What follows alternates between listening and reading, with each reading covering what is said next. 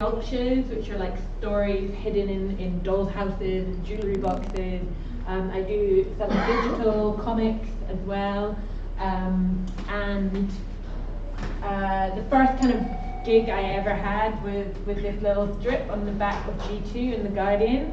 That was when I was borrowing biros and I'd never used, a Wacom tablet or anything, so they're pretty ugly. And I also, I did this serialized story in the Times, which was kind of weekly, and I also do some comic journalism, which I'll talk to you about. It's quite varied, the comic journalism which I've done, and to be honest, for various reasons, I don't do so much of it now, so I'll tell you about that as well. And feel free to ask me any questions. I think we'll have questions afterwards, actually, so that should be okay. So this is the first comic journalism I ever tried. I'm happy to show you my kind of worst drawings, so that's it. I went to the secret garden party and I really wanted a free ticket, so I emailed them and said, hi, can I do some comic journalism for you? And they said fine, and I got my free ticket. So yeah, comic journalism, you can get free tickets to festivals. So yeah, I did this little strip for them, and it was really good fun. And I got to go around drawing passed out people in dolphin costumes. It's all real. All of this I saw with my very own eyes. So. And then I wanted to kind of do more. I really loved comic journalism, and in France and Belgium and even in the States, you see a lot more comic journalism. There are whole magazines in like Flemish comic magazines, which every article is written in comic. Angoulême, has anyone been to Angoulême? The massive, huge, it's Europe's biggest comic festival basically. The streets are like paved with comics. There's comics in every shop window, in the butchers and the bakers, they've all got comics on displays. All the street signs have speech bubbles around them. The whole town's taken over, and there's like thousands of comic artists. And it's a really big industry in France. And you see a lot more journalism using comics. And in the UK, to be honest, I think it'd be interesting to hear what you have to say about it, but I think mostly it's the Observer and the Guardian who do comic journalism. And I've tried to do it for other newspapers. The New Statesman does a little bit, but they're quite slow on the uptake, and sometimes they don't have even websites which use a lot of illustration. And I'm sure you guys will, hand up who does the editorial comics at the moment for newspapers or magazines. Okay, good. It's a dying industry as well, the newspaper industry. It's all moving online. And a lot of them don't have that kind of format to show comics online as easily. So anyway, this was the second project which I did. I wanted to kind of build up my portfolio of comic journalism, and I just published my book, The House That Groaned, so I contacted Time Out and said I'd do them a free kind of promo comic about the comic world in London and a little guide to it. So I drew this and it was on their blog, so you could kind of scroll down, which is why it's this long format. And if you want to look closely, it does indicate lots of good comic shops in London. No Brow's actually closed now as a publisher. Orbital Comics and Gosh Comics are really good, and Foil obviously has a good comic section. And then I started, I got a commission from The Guardian to do a kind of reportage comic all about graduates and how they were struggling in the recession. And it was a little bit terrifying doing this, because to be honest, I didn't consider myself a journalist. I'd never studied journalism. I didn't really know what I was doing. But I got my contacts, and I went out and visited these really sweet, lovely graduates who are having a really difficult time trying to get work after the recession. And it was an online commission, so it was a long format again, which you can scroll down. And the first girl you see here is Naomi, and she was trying to get into the publishing world. And she's great, she's lovely, but she got a lot of exposure from me putting her in this. and I actually saw her later on, and she got a lot of job offers following it, but also, you know, people saying, why get into publishing? You should be a plumber. And this girl's like really brilliant. She really works so hard, and she didn't have, you know, financial support from her parents. She put herself through doing all the work experience and everything. So I don't know, I think with this article I really became aware that to be a journalist you have to be quite ruthless with other people's stories. And that my journalist friends who do this properly are quite good at that, and I'm not great at it. But it worked out really great for her. She got her job following it, she got lots of exposure. But I don't know, I felt a bit uncomfortable because she was lovely. And this is Saul as well, who was doing it. You can see from my early examples, I do quite a lot of talking heads, which doesn't work very well. So I was doing a lot of text with these things. And actually I think this kind of thing works a bit better. This was the comic. I went to Beirut, to Lebanon, with the Hay Festival, and it was sponsored. The Hay Festival is now sponsored by the Telegraph. So I said to them, well, I do a little bit of comic journalism, I'd like to try that, and they were like, great. The Telegraph is not a newspaper which does any sort of illustration. They'd have photographs and that's about it. So yeah, it was quite left field for them. But you can tell I kind of slightly moved away from that talking head thing, the speech bubble, which I sometimes do. So yeah, I mean, I don't know, I think one of the amazing things about comic journalism is, I mean, they say, you know, a picture's worth 1,000 words, and you can really capture something of the essence which a photograph can't, in the way that we've got here all the different writers talking about their work and reading stories, and all the different, I've used different fonts to indicate all the different languages which they were talking in. They were talking in French, Arabic and English. And I think even when we cannot understand the words, we can still hear the rhythms. So that's the kind of thing you just can only capture in illustration. And also this poet who was reading with these amazing hand gestures, and they've made him this kind of multi-armed spider guy. Yeah, and this was a brilliant poetry. We went to a poetry gig in Beirut. There was this poet who was facing a lawsuit for indecency after hosting a male strip show. And the host said, I hope you don't go to jail, and if you do, I hope you write beautiful poems about it, which I thought was pretty hardcore. And then I got this thing in the New Statesman. Actually, I might have got that before I did the previous one. So yeah, the New Statesman I think actually has been quite good at supporting comic journalism. They do quite a few comic strips, and my friend Hannah Berry does a weekly strip for them now. So that's what it kind of looked like. I did definitely get into the trap of lots of text and speech bubbles as well, which I don't think works so well. Here's a close-up of Frankie Boyle being nasty, and Jimmy Carr, and Ricky Gervais. It was all about comedy and aggression, this article. So I spoke to different comedians and found out sort of where did they draw the line. It was just after Daniel Tosh made a hilarious rape joke about gang raping a female heckler.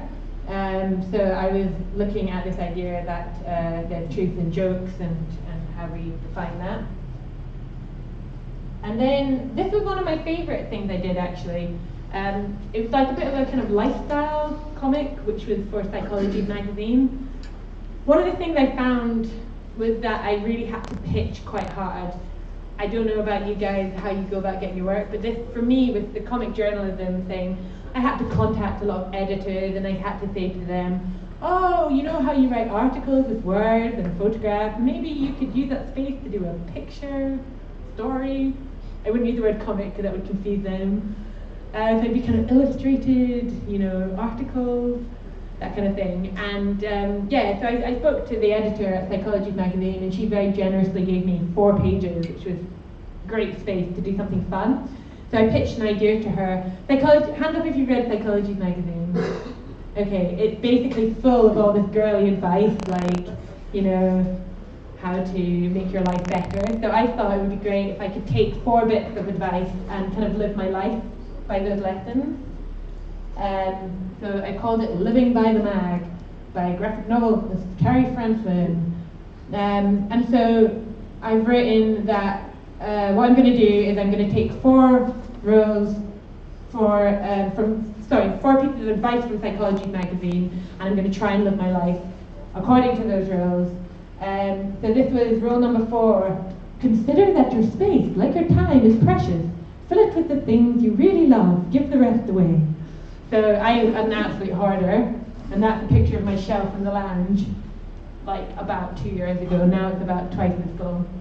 And so I decided to take my very pregnant sister along to our high street with a big sign which said free stuff and liberate our belongings, which was really good fun. And a lot of people came up to us and were like, you know, what, is this all free? And we were like, yeah. And then my sister was really pregnant, and she was like, they were like, why are you giving it away? And she was like, my bastard of a boyfriend just left me like that. And they were like, oh, we're not going to take it then. We're like, we're joking. You can have it.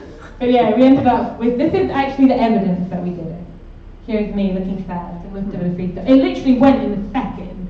People will take anything which is free. So these are the less popular items, including a Catherine Tate DVD, which nobody wanted. No offense to Catherine Tate, obviously. And I did like some more experimental comics as well. This was for a comic magazine called Strumpet. I went to Moscow, and we inadvertently got caught up in a pro-Putin rally. Yeah, which I'm not very proud about. We were standing trying to get to a pro-LGBT rally with another Russian woman who was much more tough and less scared of the KGB than we were. And not the KGB, the secret police now. And we were just standing there, and they scooped us up and said we had to march. And there were lots of policemen holding hands along the side, which I've indicated here. And there were these secret plainclothes police officers shoving us into the march. And they had pre-written pro-Putin banners, which they were passing out to everyone. Some people had been bribed to be there. And we had to walk down the road, and they had like helicopters filming everybody.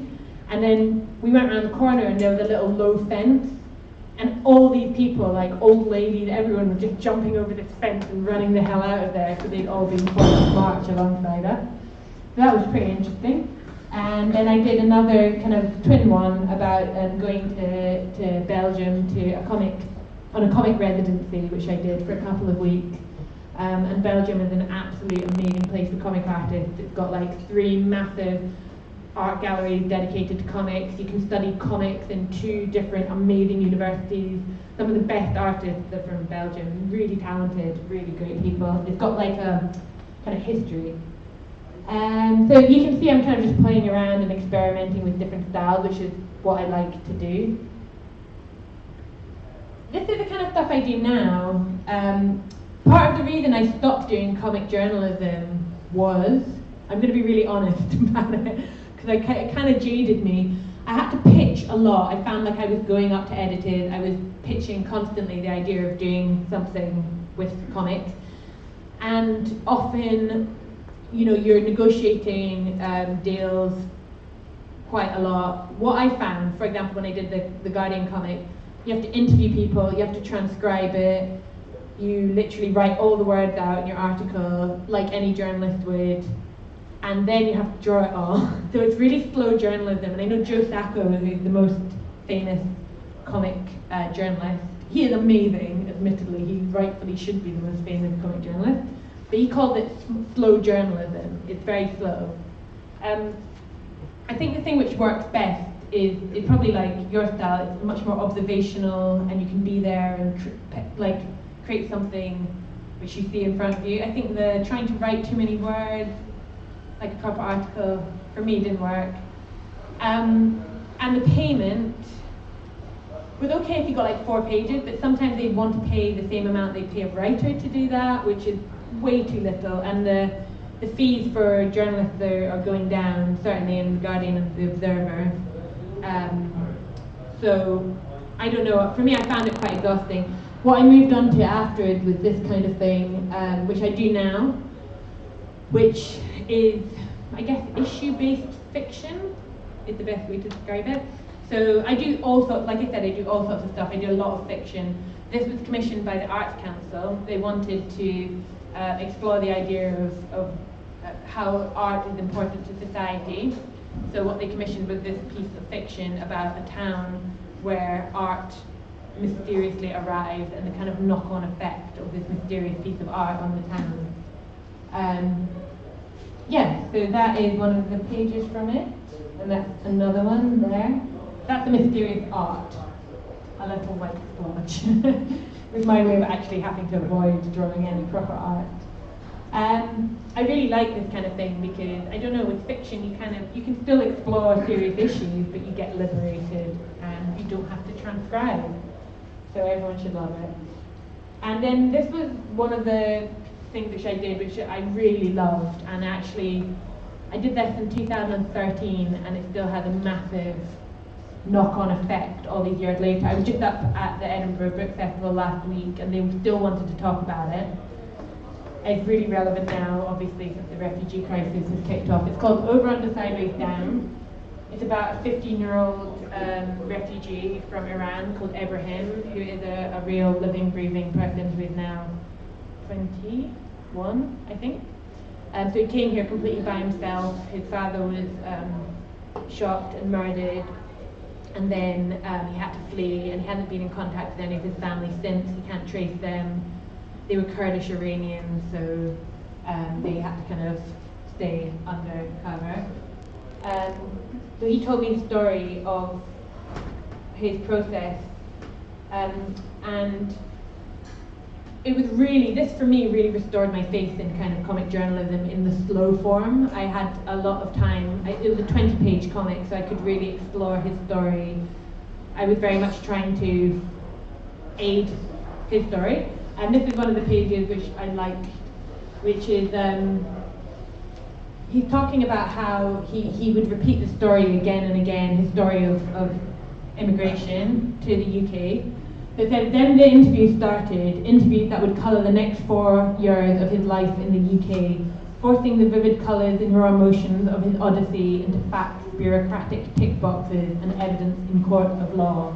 He had to prove that he was Iranian, he had to prove that he was 17, he had to actually take his clothes off and succumb to this embarrassing medical examination, to prove his age. They didn't believe he was a child. The situation with the Home Office is that you're guilty until proven innocent, really.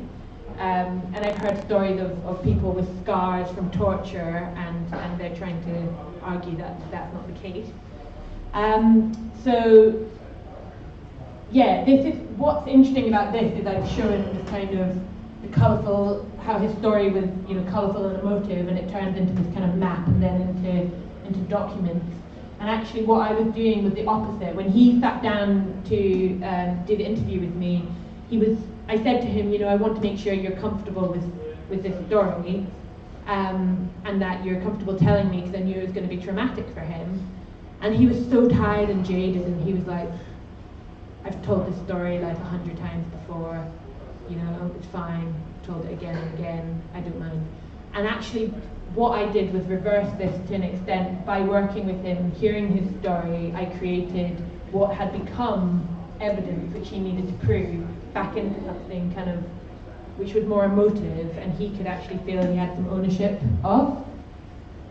This is a little process thing of me doing my ugly sketches and then lines, digitally colouring it, and then adding the texture to create that. One of the things I like to point out is when I finished the story and showed it to him, he was like, that's amazing, how did you capture us hiding in the back of trucks with all these boxes? That's what it was like.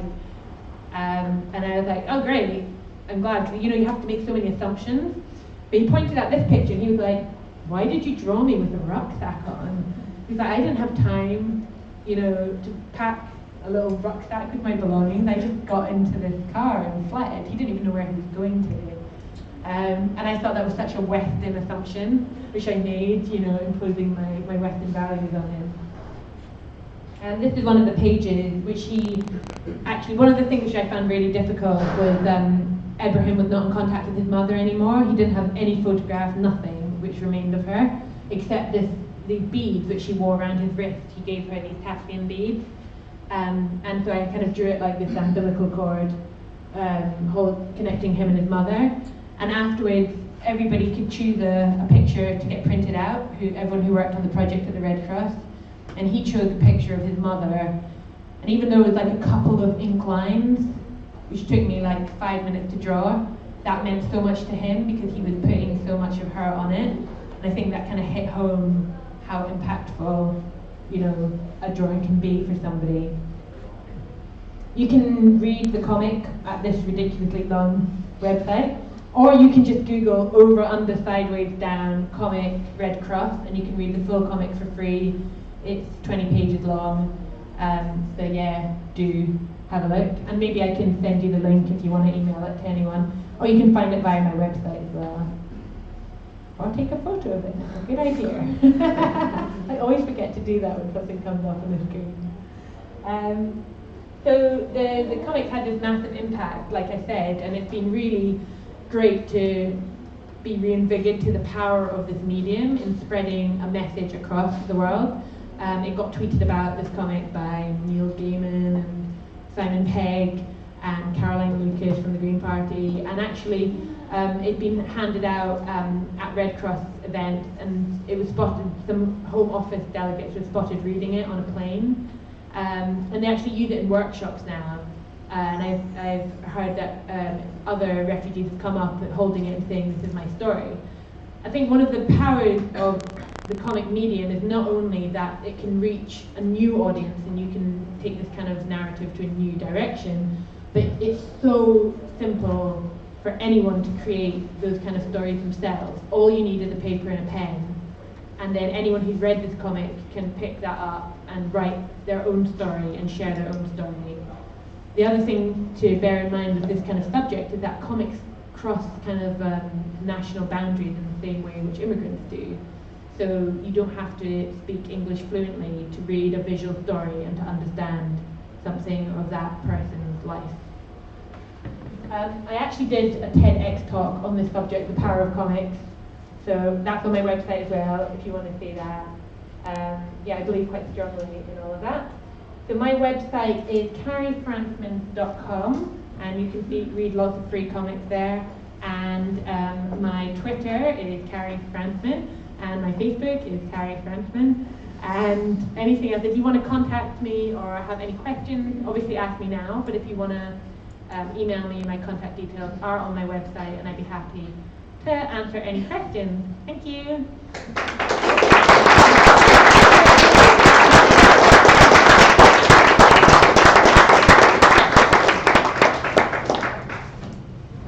Oh, okay.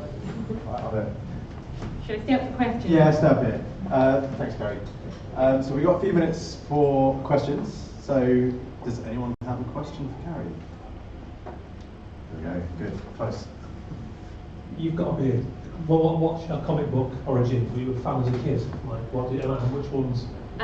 Good question. I used to draw, like I used to read, I guess, I actually read a lot of picture books when I was little. So like Maurice Sendak and, you know, Where the Wild Things Are and Kit Williams, Masquerade, they were my favourite things. And then obviously I read quite a lot of like Beano, I loved Beano.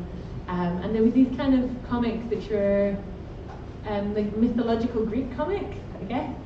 So I fell in love like that, but then literally didn't touch it again. I never went to art college or illustration, didn't do any illustration courses.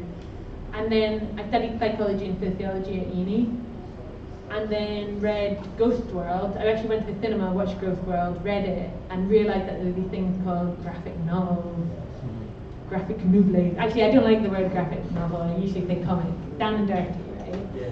But yeah, so I discovered this medium and then fell in love with it and just started doing it. But yeah, that was my start. Do you read comics? On and off. I used to love them as a kid. Yeah. And I always think I should get right back into that. But Well, you're welcome. Come join us. We call it like the dork side. There's like so many geeks out there who are like.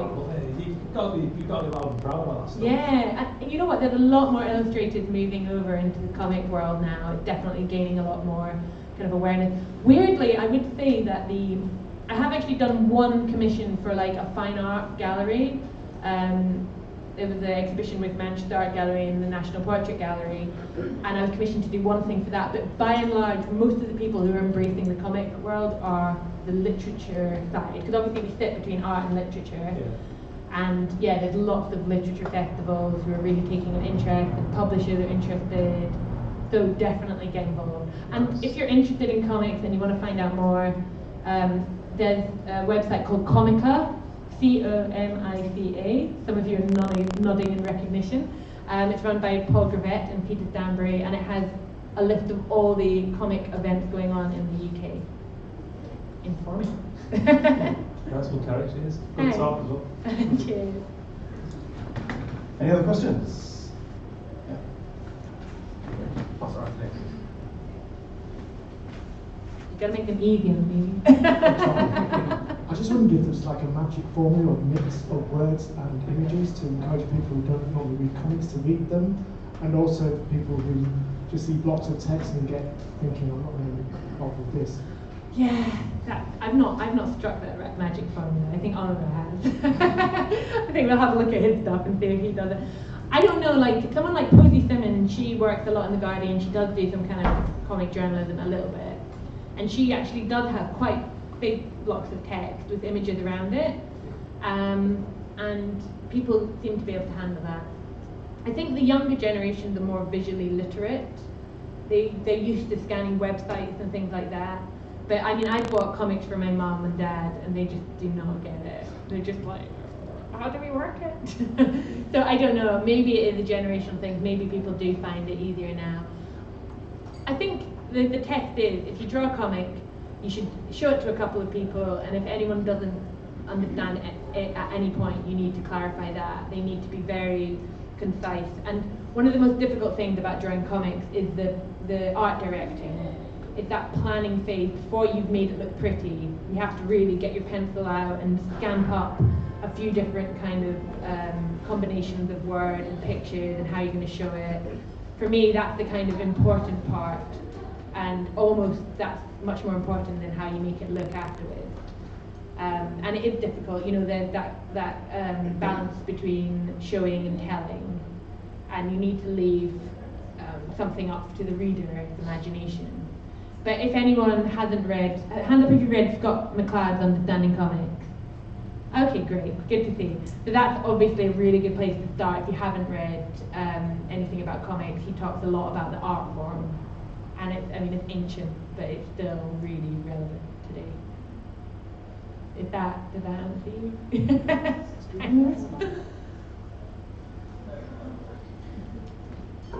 I was actually, when I was up in Edinburgh Festival, I was getting questioned by really academic women all about the refugee crisis, and I was terrified, sitting in my seat going for every question. So yeah, these ones are easy. Keep them in that vein. Hi, how are you? Good. I love illustration. I love your illustrations. How do you make your process something that's more collaborative? Have you worked with someone else? And if you really have, good question. what's the process behind it? Do you collaborate? Yes. You do. You see, there's people who are really good at collaborating. I wouldn't say I'm quite a lone wolf. I sit alone in my room and make things up. Right. But I found with the refugee comic, with the Red Cross, I found that so collaborative because I really was working with a team who all really wanted the story to be great. And it was the first time I'd really, I was collaborating with Ibrahim. It was his story. I was just trying to bring it out of him. He had a caseworker who was making sure that he was comfortable. We had a PR team. That felt so fantastic because we really were all working together. And I'm actually doing now another 2 refugee comics. One's the Goethe Institute, which I'm about to start after I finish this one deadline I'm doing. So actually that was one of the first things which I've created, which is collaborative, and I've really enjoyed it. But I've never done a writer-artist collaboration. I've not done that. For me, the storytelling is the most fun part, and I want to do that through a bit of words and a bit of pictures. Yeah? Thank you. Thanks. But one thing I would say about collaborating with artists and writers is weirdly, often the writer gets precedent over the collaboration. Sometimes with children's book illustrating, the illustrators won't even get acknowledged. It's always the writer's name, which is biggest on the front cover, even with a picture book. And I think that this is the real problem. For some reason, I don't understand why the writers are held as more important. And having done both jobs, I can tell you that the pictures take longer. Definitely. Writers kill me for saying that, but it really is true. It's weird because I was thinking the other day the two most famous, British comic people are, Alan Moore and Neil Gaiman, and both of them are writers who've collaborated with artists. And less people can name the names of the artists there. I don't know why. So yeah, hand up who works in children's book illustration here. Yeah, do you guys find the same kind of inequality between writer and artist? Sometimes. Sarah McIntyre is a children's book artist who I know, and she's fronting a campaign against kind of encouraging people to give credit to illustrators. So do like tweet her or join in that movement if that is important to you. Art sells, is that the hashtag? Pictures mean Is business. it? Pictures mean business. Oh, good. Have you had her here, Sarah McIntyre? No. You should have her. She's brilliant. She's good. Any other questions? I have a question. Okay. So I'm quite interested in,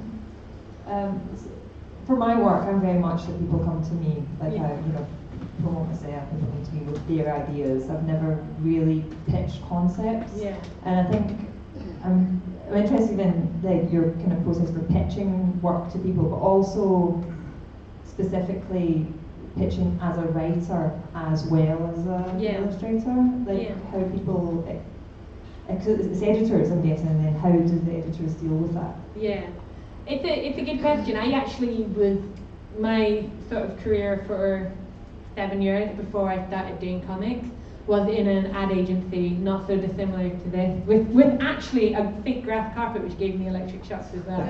So I this is the kind of environment I was born in. I did copywriting and art directing, which is like the same kind of combination I do now of writing and drawing. But what that taught me was kind of how to pitch my artwork. And I meet a lot of fantastic illustrators and comic artists who get very shy about going out there and making contacts and selling their work. I do like a Guardian masterclass occasionally on pitching graphic novels and comics. I will be doing another one, but I don't know if it's by the end of this year. But if you join me on Twitter or Facebook, I'll let you know.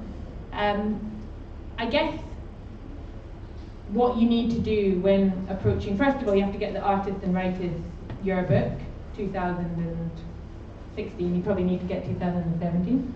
Hand up who's got a copy of that. Writers and artist yearbook. What? Only one person? You guys, hand up who's heard of it. Okay, good. You guys just like not done it. That's how I started off with my first trip I ever got in The Guardian. I'd never worked professionally before, and I just did 20 comic strips. I picked 10 of the best, and I got that book and sent it to 35 editors from all the newspapers in the UK, and I was lucky enough that the Daily Mail wasn't the one which said yes. So yeah, that's how I got my Guardian strip. And I think it is really tough now with editors, because in the publishing world, because the print world, because that is diminishing. But I think you could probably find people online. My aims when approaching editors is to very simply sum up the idea. So you've got to attract their attention, sum up your idea very simply, and leave them wanting to know more. The 3 things you need to do. And I've done it through all sorts of different ways. I mean, my first graphic novel, The House That Groaned, it's got these little cutout windows. I sent them a pitch which was like, I hand cut all these little windows out of a house, and so when they opened it, their first thing they saw was this, and then they could look into the house. So I send people all sorts of weird and wonderful things to attract their attention. And then when I asking them, selling an idea, and I keep it really, really simple, if it's via email or if it's via paper or whatever.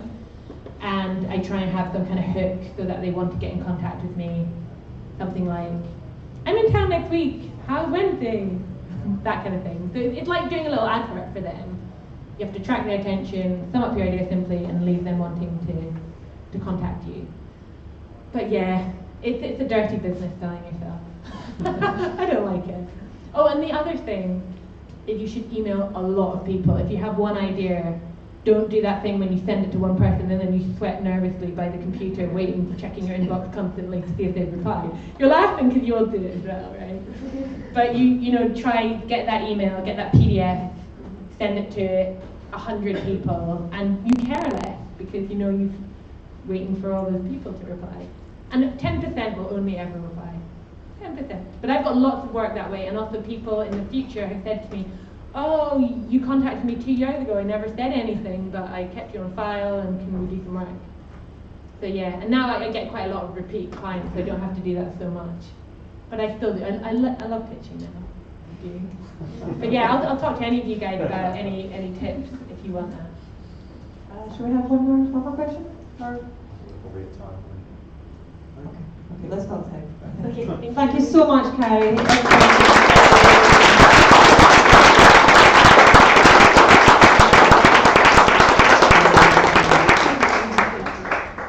Okay, so we're going to have a quick toilet break, beer break, etc. I meant to say earlier and I completely forgot, Tim Easley, who is here somewhere, I can't see him. In my way, maybe? Hiding at the back. Okay, anyway, Tim has wonderfully donated some colouring in books. For anybody who would like one, they're there. There's a table just on the side. He says that it was a dodgy batch, but actually they're beautiful. So please go and check them out. There's plenty there, so make sure you take one, if not now, on your way out tonight, definitely. Okay? So, like 5 minutes? 10 minutes? See you soon.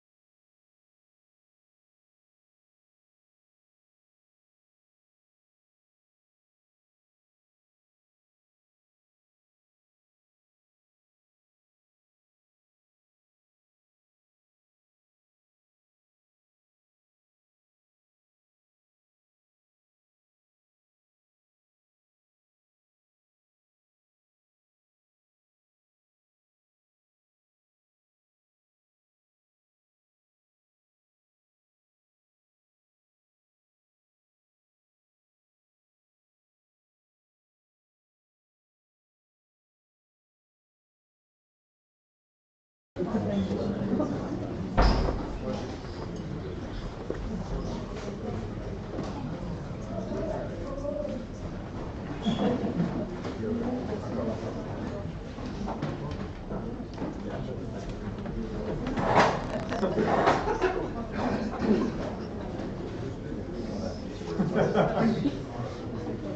guys, so next up we've got Olivier Kugler. Am I saying that right? Yeah. Good. Good stuff.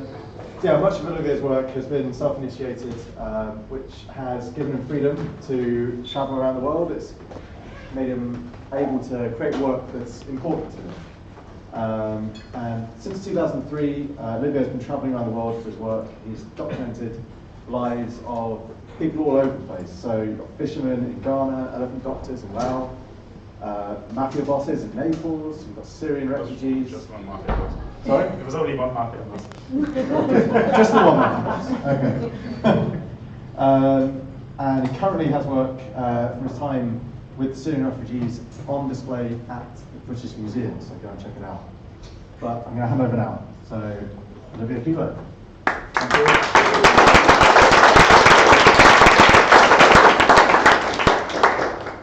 The display of my work at the British Museum is not there anymore. It was Don't go.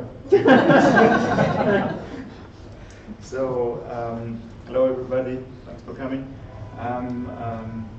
Yeah, I'm from Germany originally. I grew up in a small village in the Black Forest. And just trying, sorry. The view. Quite sure. Yeah, I want to start the presentation with my earliest influences. So this is basically my first influence. It's my father. He's an artist and he used to be a teacher too. And I grew up in our house. We always had artwork of his displayed, and I grew up with watching him work from home in the studio.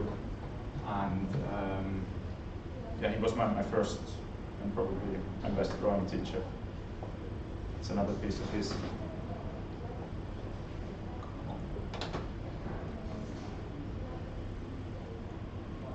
Just, here we go. Yeah, these are two etchings of his, and he did them when I was around 4 o'clock, so they're quite dear. I was around 4 years old when I did them. And the second biggest influence on my career is probably other Tintin comic books by Hergé. My mother, she's French, and when I was 7 or 8 years old, she bought me this book as a Christmas present, and I totally fell in love with this world that the creator of Tintin created, and it was basically the first time for me to kind of experience the world, to discover other countries and cultures I wasn't aware of with before, and I still love them. I still have the collection at my parents' house, so whenever I go home, I read them before I fall asleep. And yeah, so I did a lot of drawings during my youth, during my childhood, and I tried to become an illustrator, comic book artist, but my work just wasn't good enough for a long time. So I studied graphic design in Pforzheim in southwest of Germany. I did a lot of drawing on location there. I did a lot of live drawing classes. And for my diploma, I went to the Reportage in Hamburg and did a book with drawings I did on location. Drawings I did in bars, in the Salvation Army, tattoo parlors, and on the Reportage. And yeah, it was very fun. I'm very fond of this book. I worked three months on it. I went out and drew every day, probably 12 or even longer hours. And my teachers were also very impressed with it, and I got the best possible mark for my diploma, but unfortunately, yeah, I was really excited about it. So I went to the book fair in Frankfurt, I showed the book around, and I was hoping, or I told myself I'm an illustrator now, I'm going to make a living as an illustrator. I spent 2 days at the fair, walked from one store, from one publisher to the other one, and they all said, it's nice work, we really like it, you'll hear from us. But of course I never heard from them again, so I was quite disappointed. I took on the first graphic design job I got, and I started to work as a designer for, well, I was working as a graphic designer for almost 3 years. And I enjoyed the work, it was a good job, but then after after two years, a friend of mine, he got a scholarship to do a master's in graphic design at the School of Visual Arts in New York, and he met students of the illustration degree there, of the master's program, and he told me they are supporting illustrators who are going out and drawing on location. Exactly what I did when I did my diploma. And I went to the website, saw the work that the students were doing, and I got hooked again, and I started to draw again. I started to prepare a portfolio, and I applied. I got a grant or scholarship from the German Academic Exchange Service, and in the year 2000 I went to New York and I stayed there almost 3 years. And during the first year I just went out and I was continuing drawing a location. I went to bars, to tattoo parlors.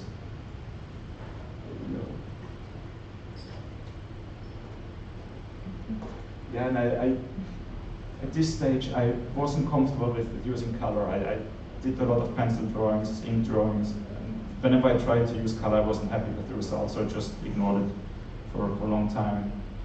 And at the end of the first semester, I will get, not sure the full picture. When I finished the first semester, our tutor, Marshall Arisman, or the head of the program, he encouraged me to, well, he told me, if you want to make a living as an illustrator, you need to find a way to color your drawings.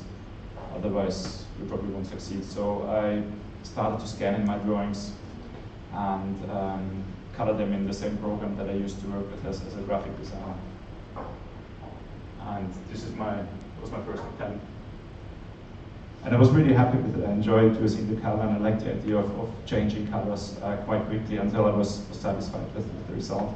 Something I couldn't do when I was using watercolor. So I made a little accordion book, a leporello book, postcard size, sent it out to art directors at magazines and newspapers in New York, and I was very lucky to get a job from New York Magazine. It was the first illustration assignment I ever got, and it was about it was an article that was already written. A journalist wrote a story about. It was at just after the .com bubble burst, but he had this business idea. He wanted to start a business, hip hop karaoke web page, and become a millionaire through this enterprise. And it was a perfect job for me because he was very kind of supportive of my work, and he let me. He basically recreated all the scenes in the article, so I could go there and draw on location what I wanted to do. So I drew him in his office. I drew him in a karaoke bar where he had the business idea. So he invited all his friends over just for me to draw them. And I met his business associates. I drew them in their apartments at work. This is Russell Simmons, the founder of Def Jam Records, and it was quite amazing meeting someone famous. He was probably the first famous person I ever met, and I was sitting opposite of him. I could draw him on location. I could feel like the sweat was running down my armpits as I drew him. And apparently he's a vegetarian, but he was eating fried chicken. And he had you only see basically it's a portrait of him at the desk, but there was a sofa on the side of him, and there were 3 or 4 big, chubby American white guys, and they were his advisors, and so it was quite an interesting scene for a village boy like me from the Black Forest. It's another associate, and we also went to a sushi restaurant, and I couldn't really enjoy it because I had to draw all the time. And I love to draw shipwrecks and old car wrecks. It's just drawings I did in a lighthouse boat in Chelsea Piers. And in the second year, we had to do a thesis project, and I didn't really know what to do. I'm not a natural storyteller. but I wanted to do sequential art, and like at this stage, I was, to be honest, I only wanted to become a good draftsman. I wasn't really interested in texts and stories and interviews. So I just started, when I went to school, to university, I was living in Spanish Harlem back then. I passed a parking lot where there were lots of car wrecks. And I just sat down there, I started to draw a car wreck. And all of a sudden, one of the cars, the door opens, and this guy, Alberto, comes out.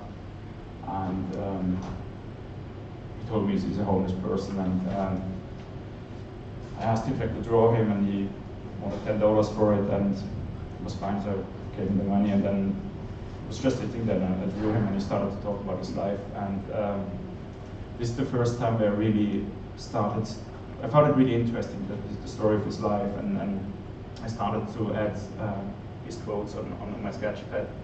And I didn't really think about it a lot. So I showed the drawings to my teachers and to my fellow students, and they quite liked the idea of mixing the text and the drawings. So I continued working on this series of drawings. I went back and did more drawings. Alberto told me more about his life. So I had my first little visual essay, I guess. And it's another story, a little series of drawings I did about Italian barber in Spanish Harlem. And it was just that when I was there, the Twin Towers, they had the 9/11 attacks in New York, and I did the drawings just a couple of weeks in the barber shop after the Twin Towers came down. And it was already a bit later because the US and Britain, they invaded Afghanistan, and they found this, he's an American citizen, and he was basically fighting with the Taliban against the Marines. They captured him, and he was in the news, and on the day I went to the barber shop, so everyone in the barber shop was talking about him. And I don't know if you can read the text. It's a bit... So he was making all these remarks about the guy. He said, have you seen the criminal? He's got the face of a motherfucker. He's a fag, he takes it up the ass 6 times a week. Talked about his life, and I wasn't really, I didn't think like a journalist back then. I probably still don't, but again, I wasn't really interested in the text. I just did the drawings and I added the text later, but he's quite an interesting character, and I found out later that I think 2 or 3 of his clients, they were firemen who died in the Twin Towers when they came down. And he says you can't trust the Arabs. They all lie. They lie all the time. They are worse than the Jews. They're not good, these fucking motherfuckers. And at the end he said, French people are evil. And I was living in New York back at the time, but I went to London for summer holiday, and I saw some people at the Guardian. I saw Roger Browning there. I showed them my work, and I started to get my first commissions from the Guardian. And they were really good to me. I could basically do many commissions I did for them. I could more or less do whatever I wanted, and it was a great way for me to develop my work. I had to do a drawing about the subject of Christmas, so I just went into a soup kitchen on the Lower East Side, and I met John the Greek. He's a former, used to be a sailor in the Merchant Navy, and he told me about his life and what he's going to do at Christmas. And then I got another series of drawings it was for the G2 section of the Guardian. It was about famous people and New Year's resolutions. And until then, I only drew on location. I never really took any photos of the people I had to draw. I drew them all in front of me. But this was my first commission where but I didn't have a lot of time. I only had 2 or 3 days to meet 10 people, and so I bought myself a digital camera and took photos of the people I had to draw. And then I went to Germany, and I drew them over the Christmas holidays. Yeah, it's another one I did for the Guardian for just the following year. It's also about Christmas. It's about a little traveler boy who lives in my land. I'm really sorry, I brought a lot of work, so I can't really comment on every drawing. It's difficult for me to make the selection. And yeah, I also got asked to join a team of Guardian journalists and photographers to go to Shanghai for a week. And I did a small series of 3 drawings about people I met there. This is Mr. Ren, he's a bicycle vendor. He's a bicycle repair guy. He's got a little bicycle repair shop at the street. He's a boat captain. And yeah, the Guardian was happy with this work, and they asked me to, if I want to do a regular series of drawings for them in the newly designed G2 supplement. And they ran the drawings under Kugler's People. Was the name of the series of drawings. So I could basically draw whoever I wanted to. And this used to be my fruit and vegetable, and on Bethnal Green Road. It's a really fascinating character, and I regret that I only did a spread about him. I should have spent the whole day or a week with him and do a whole story about his life. But yeah, he just stopped working just briefly after I drew him. He's a halal butcher in Bradford. Food doctor. It was after during the bird flu epidemic. Yeah, they also sent me to a prison to do a drawing of an inmate who's got to spend the rest of his life in a prison. These are some drawings I did in Bethnal Green. Did them during the summer. I didn't have any work, so I just took my camping chair and I was sitting around the neighborhood drawing people and places. And that's the members of the Bethnal Green Massive. Drug dealers. And the Bethnal Green Massive guys talking about each other's mothers. And pub just around the corner. I don't know if it's still there. And this is the back of the Noodle King restaurant on Bethnal Green Road. At this time the financial crisis happened, and I suddenly didn't get any commissions from the Guardian anymore, unfortunately. And I went to Paris over the weekend, spent 4 or 5 days in Paris. I also took my portfolio with me. And I saw in a bookshop, I saw a magazine called Untitled, the French word for 2021. And it was a new magazine back then, and they used a lot of illustration. Or they only used illustration. It's a slow journalism mag, and they only use illustration to illustrate their articles. And what I especially like about this magazine, they've got at the end of each publication, they've got a 30-page reportage graphic novel, or it's not a graphic novel, but it's a sequential story based. And I fell in love with this magazine. I called the art director and asked them if I could meet them. I told him I'm from London, I used to work for the Guardian, and he said I should come by the next day and show him my work. And yeah, this is the first drawing I did for the magazines. They also let me do whatever I wanted, so I went to a pub in Bethnal Green and I drew the interior and the people, and I captured some of the conversations. When I went to Ghana, I didn't want to do any drawings there. I just went on a holiday, but I got fascinated by the landscape and the people, the sceneries. I met a fisherman in a fishing village on the coast, and he told me about the problems they're facing. The local fishermen can't really go out at sea anymore because big industrial trawlers from China and Korea basically fish in front of their coast. They fish in their territorial waters, so they can't fish there anymore. They've got to take their boats and go to the next country, basically to the Ivory Coast to fish there. And I only spent half a day with the guys, so again, this is just, if I would do this now, I would go there again and spend a week, maybe 2 weeks with him, hope to go on a fishing trip with him. they're away for weeks when they go fishing. And I think this would be an amazing story. This is just a kind of a, I don't know, it's not really journalism, it's just some pictures, text.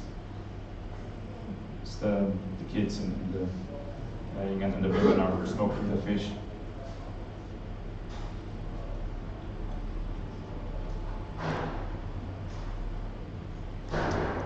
Yeah, it's another trip. I went to Iran, I think it was in 2009 or 10, and I sent an email to the author that I worked with at Willa magazine, and told him that I'm planning to go there, and if they might be interested in me doing drawings about my trip there. And the next day I got an email from the editor of the magazine, who asked me if I would like to do a 30-page sequential art piece about a person I meet in the country. And I thought, of course, yeah, but I didn't really know what to do. So it was also, at this stage, I moved into a new studio and endorsed, and one of my studio mates is an Iranian guy.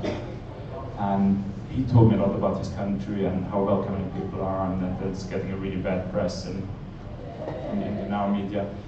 And when I was younger, I did a lot of hitchhiking in Europe, and I spent a lot of time in trucks, and I quite liked this way of traveling. And I asked this guy if he knows a truck driver in Iran. I just asked it as a joke, basically, and he said, yeah, he knows. He's got a friend of his owns a trucking company in Tehran. So he kind of enabled me to meet this guy, Masi.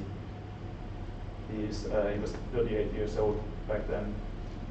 My age back then, and he's a very lovely guy and welcoming person. I spent 4 days with him. He had to deliver a load of bottled water from the mountains north of Tehran to a small island in the Persian Gulf. And the plan was basically, I knew that I won't be able to do a political piece. I can't ask him any critical questions about life in Iran, because he probably wouldn't answer them to me, and if he would get into trouble. So I just wanted to illustrate, to document the daily life of a trucker, seen through the eyes of this guy. And the plan was to, because I don't speak Farsi, I didn't speak any English, so the plan was that I do the trip with him, and when I come back to London, my Iranian studio mate is going to do an interview with him, and I'm going to add the interview to the drawings. But unfortunately, the truck driver, he got cold feet, and he didn't want. It was also after the elections happened in Iran. There were kind of lots of demonstrations. People got killed and imprisoned, and he didn't want to talk anymore. Even though he agreed at the beginning that would be absolutely no problem, but I can understand it. But again, I didn't really want to do anything political about it. I just wanted to know more about this person, about his life and his upbringing and things like that. So, so most of the text is just based on my observations and small conversations I had with this guy. It's also one of the journalists from the French magazine. She's Iranian. She managed to call the house of the truck driver, and she talked with one of his daughters, and she told us some information about her father, and I added these things into the drawings. I was quite, on the one side I was really down because it didn't really work out as a proper, this was my first longer sequential piece, and I wanted to make this a really strong thing, but I was happy with the drawings, and it was quite depressing that it didn't work out with the story. And but on the other side, I got won the Victorian Albert Illustrations Illustration Award with this work, so kind of even balanced. And this is the last piece I did for The Guardian. Back then I started to get less and less work from The Guardian after the French crisis started.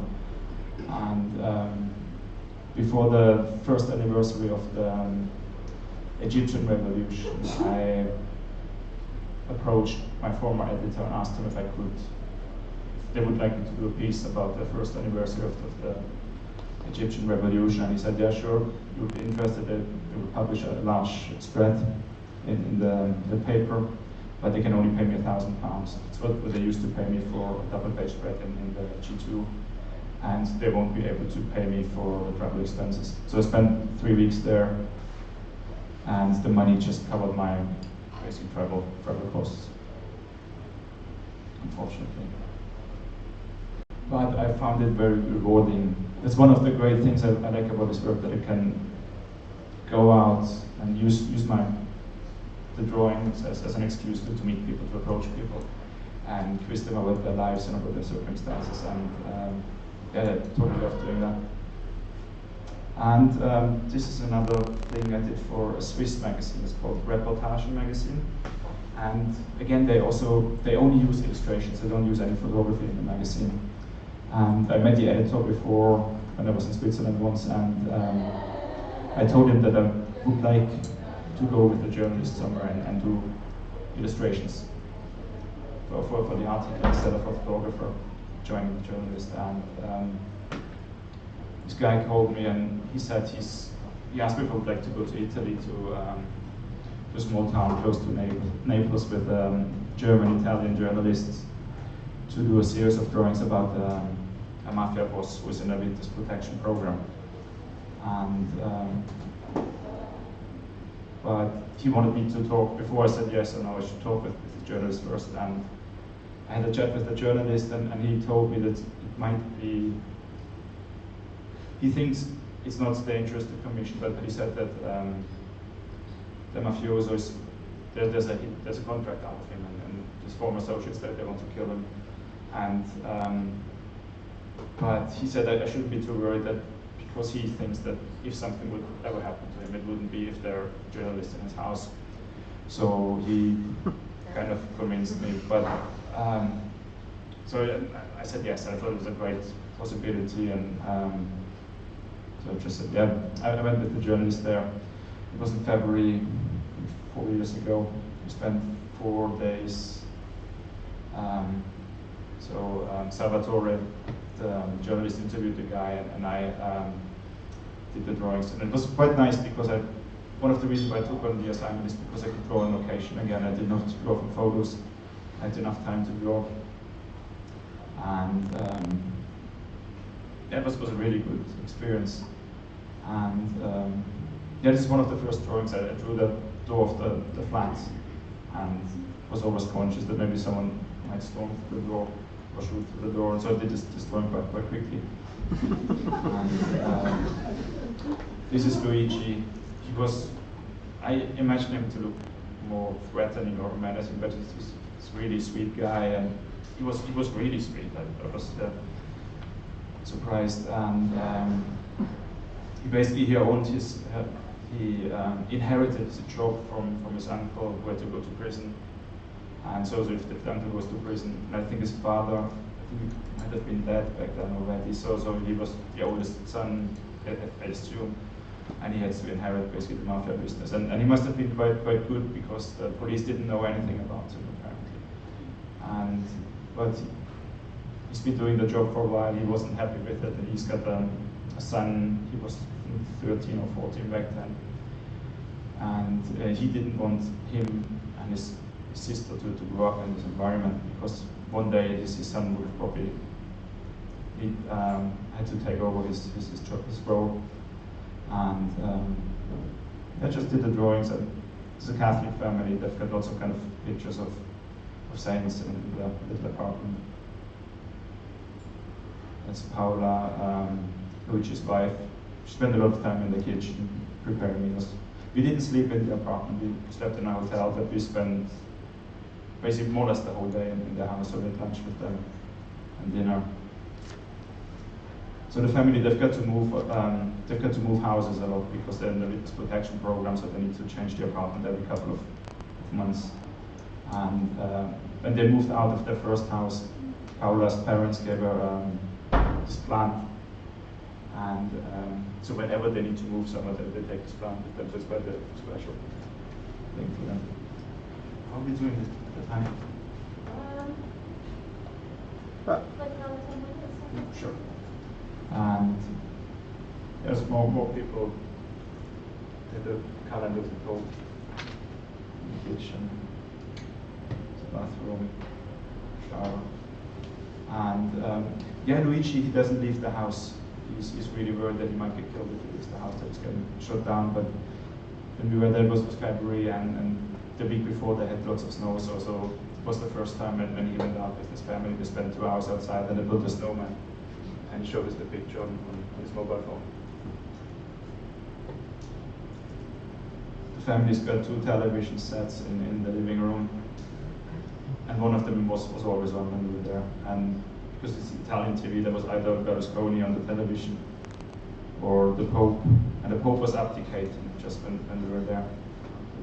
And so the television was on all the time during the interviews. And Salvatore, the son of Luigi, his favorite game is called Hitman. He loves the computer games. And he was playing it all the time. No, he didn't play that, but he was playing it when I was there. And he wants to become a chef, and he loves to eat profiterole. So I don't speak Italian, but sometimes the journalist translated parts of the interviews to me, and I made little notes into the drawings. And yeah, Salvatore, he also loves to. I went to in his room one day, and he had these Nerf guns. I don't know if you know them, lying on the bed, and these are these very colorful toy guns, but you can shoot these kind of plastic pellets at people. And one evening after dinner, the family, we've been sitting together, and it was really nice. And then this son, he comes out with the guns. He's got a whole arsenal, maybe 3 or 4, I think 5 of these Nerf guns, and he started to shoot at us. First, his father was kind of telling him off, but then I grabbed one of the guns too, and all of a sudden everyone had a gun. His hands were hiding in the flat, and were shooting at each other. I was hiding behind the kitchen counter, and I wanted to shoot the mafioso, and I was just coming up, but I just lifted my head, and I already had one of these pellets on my forehead. Yeah, he told me he got trained as a marksman basically when he was a kid. They went to the beach when he was a teenager, and he started shooting the small pistols, and then the guns and machine guns and submachine guns. And so he knew what he was doing. And before that, he also, his son told me that, again, I don't speak Italian, but I could understand kind of what he was telling me. So Salvatore once, he came with the rifle to me, and he said that you can also kill someone without a bullet, and you kind of did this with the gun, like hitting someone on the head. And I told this to the journalist, and he told me that Luigi told him this the day before too, that he learned these kind of things, and he must have, even though Luigi doesn't want his son to grow up in his footsteps, he wants to get out of the kind of the mafia, but he somehow still gave all these kind of techniques and kind of things on his child. Yeah, this is the balcony where if he goes outside, and he smokes a lot, so he spends time on the balcony, and you can see the Adriatic Sea from there. And in the autumn of 2013, I got asked by Doctors Without Borders, Médecins Sans Frontières in Switzerland, if I would like to do a small series of drawings documenting one of the projects that they're working on. And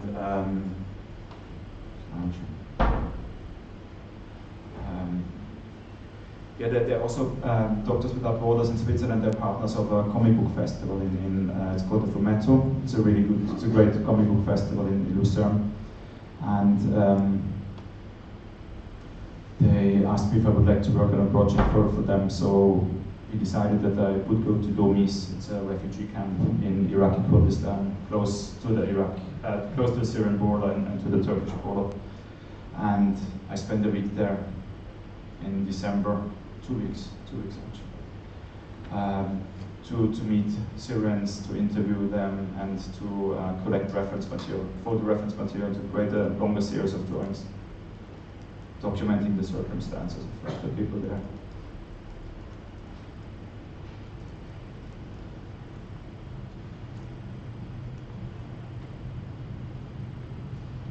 yes, Muhammad is, Ahmed, sorry.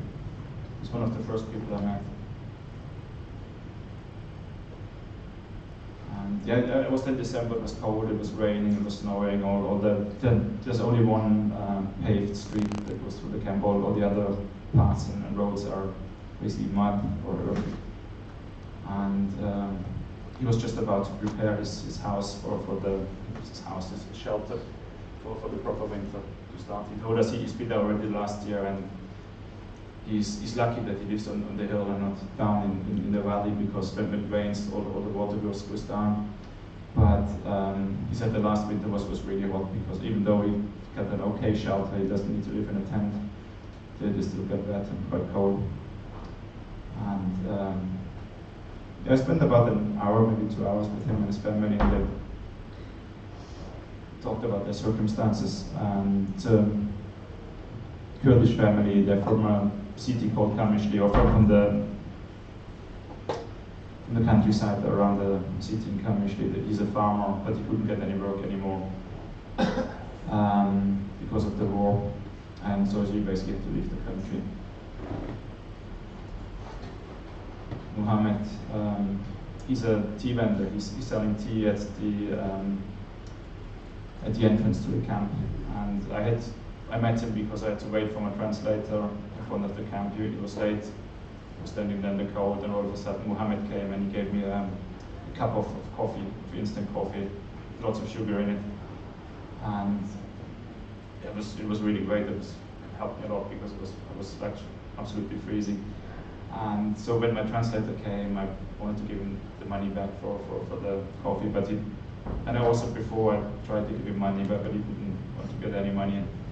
Then he started to tell us that he's from Damascus and he used to be a carpenter. He's got problems with his heart, and they heard one day a helicopter approaching the area where they used to live in. Before that, the Free Syrian Army moved into the neighborhood. And so they heard this helicopter coming, and everyone, it was a big house, so several families lived in it. So one person said everyone needs to leave the house immediately. So they just left the house with the things they were wearing, and then they could see the helicopter dropping one of these barrel bombs on the house, and the whole house got destroyed. If they would have stayed there a minute or two longer, they would have been dead. And then he told me he's got several daughters, and he didn't want to spend any time in the war-torn city. So they just jumped on the next bus out of Damascus, and they went to Kamishli, to the Kurdish part of Syria where the family is from. They spent, I think, 2 weeks with his wife's family. But because he's got already a large family, he's got lots of kids, they couldn't overstay their welcome, so they had to leave and go across the border into Iraqi Kurdistan to live in a refugee camp.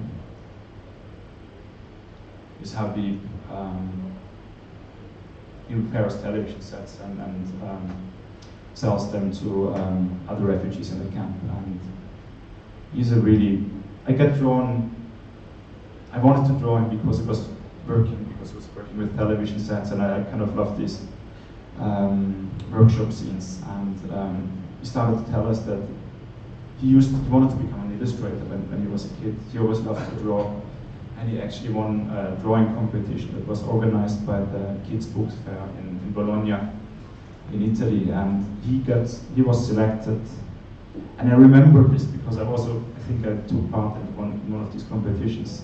So they select people, the best draftsmen, pupils from certain countries, and apparently he was picked. He was supposed to go there, but then he couldn't get any travel papers because he's a Kurd, and then Kurds are a minority in Syria, and they had to live under a lot of restrictions. And one of the restrictions was that they didn't get passports, so they couldn't leave the country.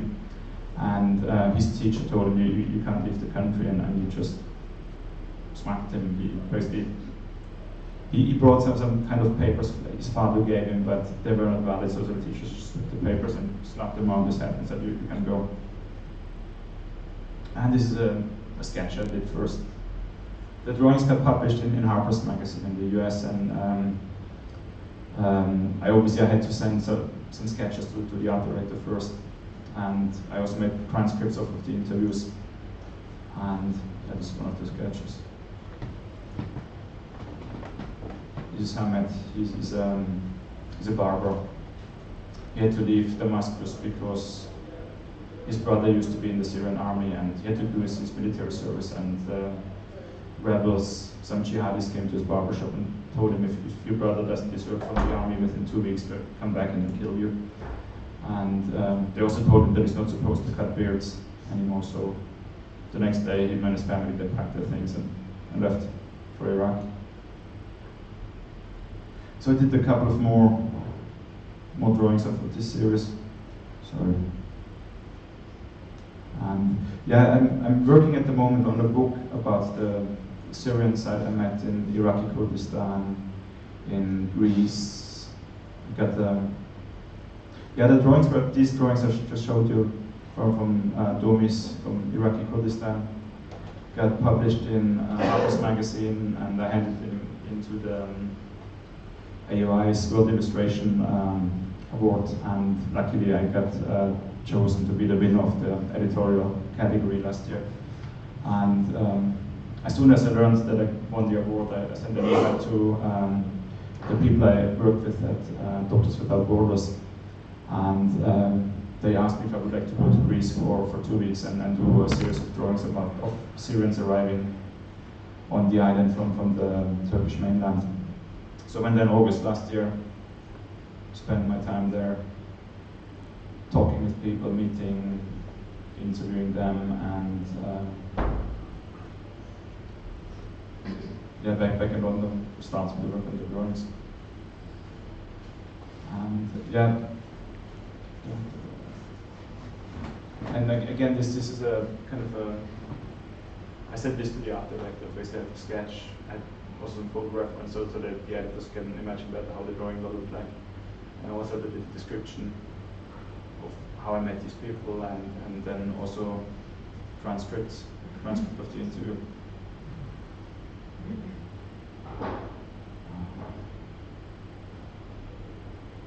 Yeah, and I really found it fascinating to work on this project, and I had a lot of material, and I want to do many more drawings, and so I applied for a grant from the Arts Council, and I had to apply for it twice actually to get the grant. And so I'm at the moment working on a book using material I did already for Doctors Without Borders and for Harper's Magazine. And also I'm working also on, I went to Calais in April, did interviews with the Syrians there, and I'm also in the process of meeting Syrians who were living in London now, or in other parts of the UK. And I'm hoping to finish the work on the book in April next year. Good.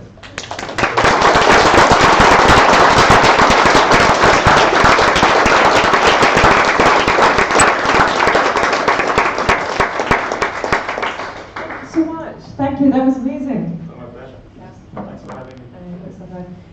So we don't have much time. Maybe Yeah, maybe sorry like for- 2 questions, I think. Karrie? Yeah, great talk. Really enjoyed it. Just wondering about your drawing process. Are the drawings as spontaneous? Got that spontaneous quality? Do you work with pencil first? Do you go straight to pen when you're working, or you do roughs of any kind? I do roughs now when I work on kind of sequential pieces, where I want to see how certain drawings react to the next drawings. I do very rough roughs, and like these, for example. But I don't really get any more into detail. So when I do the large drawings, they are actually quite large. That's a really A2, sometimes A1 or even larger, and I just start to draw. I guess usually with the eyes, and then just go from there. And but I don't really do a kind of pencil sketch first. I just do the thing immediately.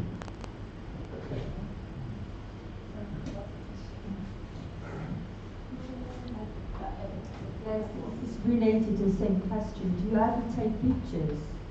Because how do you keep remind all those details? Oh, I take photos.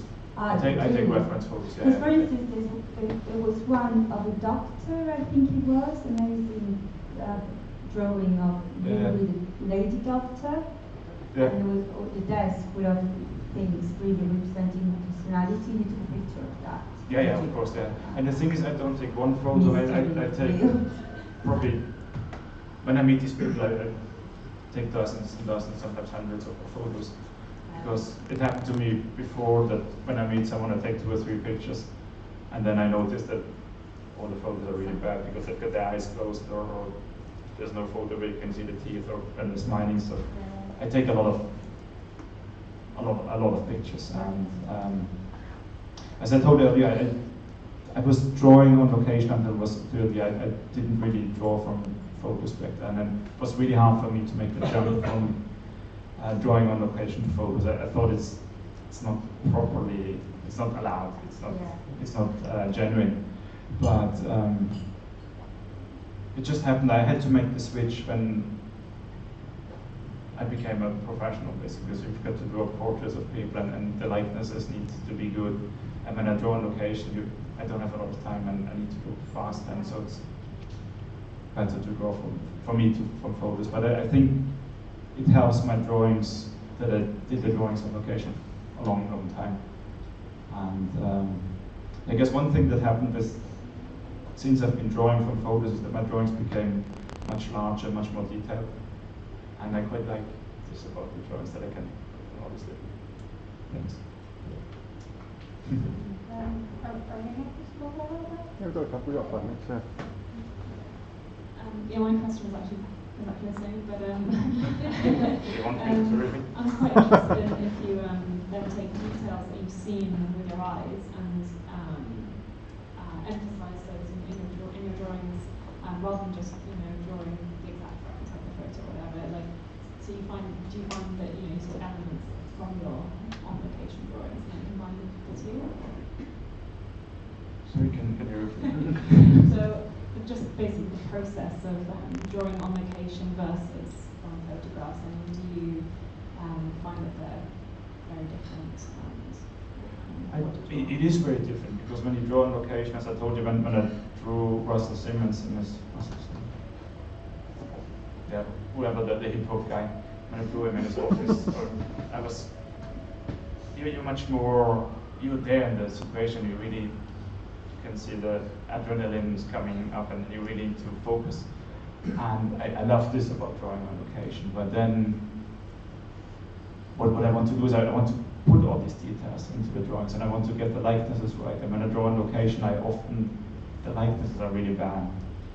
And very often you don't have that much time to draw when you're on location. So I'd rather go and meet the people.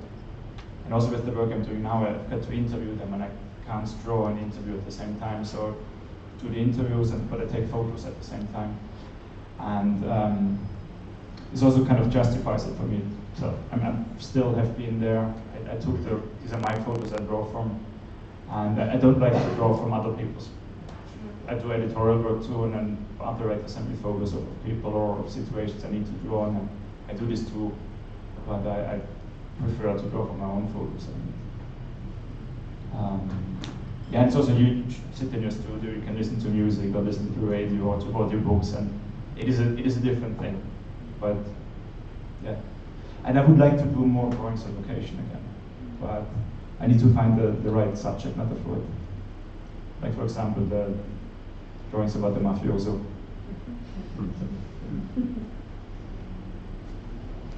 I'm convinced.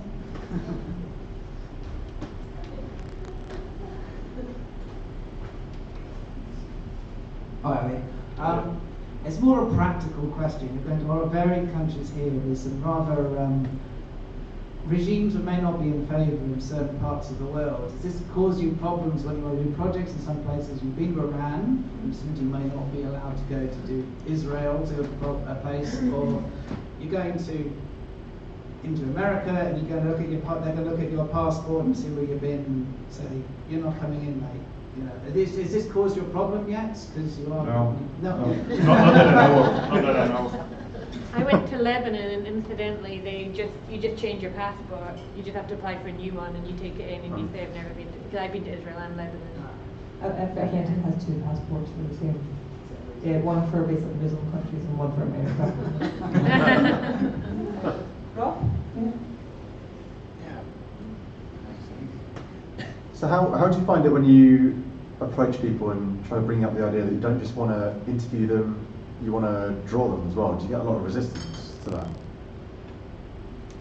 And how do you deal with it? I think it's an advantage, especially with the refugees, that I tell them that I will do a drawing of them. Because lots of people don't want to get photographed and have their pictures in a newspaper or a magazine. And so I think it definitely helps that they know that a drawing will be published in a magazine or a newspaper.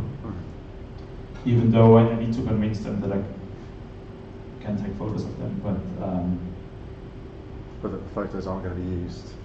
Yeah, and I tell them, I promise them that I don't want to put them online. I won't show them in that. Only in talks. Not in talks either. they're too small anyway, so you won't be able to see anything. And I also I asked the people if they would have any problems when they say anything, and I wouldn't. If they say they don't want to get recognized, I don't draw their face or draw them from the side or something, and I also change the names of the town they may be, and then change the story. Yeah. This hasn't happened yet, but I met people in the camp who don't want to get recognized, and I'm just going to draw them, their bodies but not their heads. Yeah. Okay, cool. Karrie? Hi, sorry. I'm probably the only one who wanted to ask about the word. But what's your process of interviewing, and how have you found it? Do you transcribe? What was your progress of learning to do the interviewing and writing the word? I don't really. I just turn on the audio record and ask them questions, and then I'm not a journalist. I don't like to write. I don't like to speak in public. And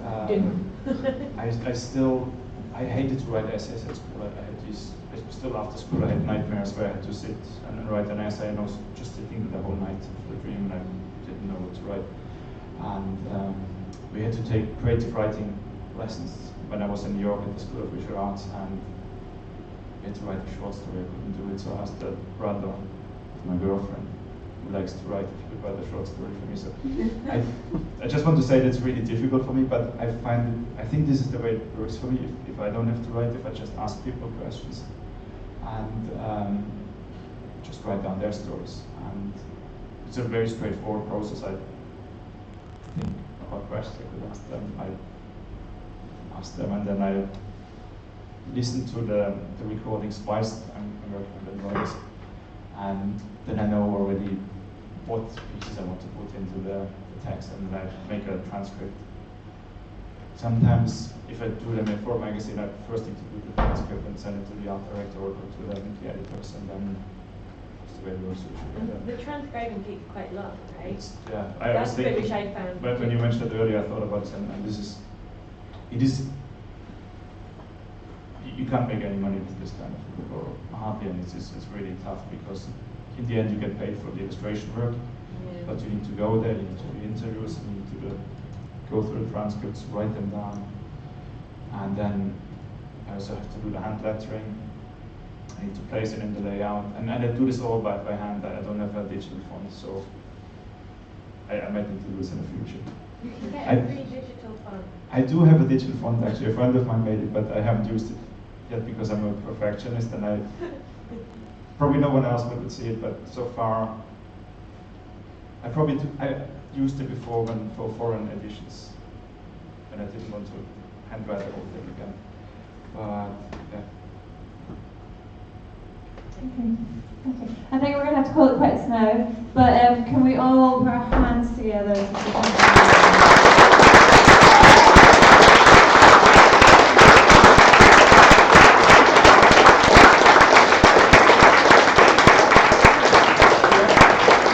So Olivia's just coming to the pub afterwards if there was any questions that we didn't catch. Are you coming for a drink as well? I maybe? Yeah. Yes, that's a yes. I'll hang around for a little bit. Okay, so both Karrie and Olivier will be hanging around. So if you have any questions that you missed, please do grab them. They're both lovely, lovely people. So, what do I need to do? So, before we finish, can I ask everyone kindly to put their beer, empty bottles and everything into the recycling? And the lovely Kevin here will be the party captain, and he'll be taking everyone round to the pub. So we're going to the Owl and Pussycat pub. We're also about to put the map up on the screen as well. But basically, you come out the door, you turn right, and you turn right again, and it's on that street. It's really easy. So Owl and Pussycat. We have a room upstairs booked, so please do come along, have an extra beer, have a chat, get to know everyone, and yes. And can we also have another thank you for Nancy for staying late and for our two speakers tonight.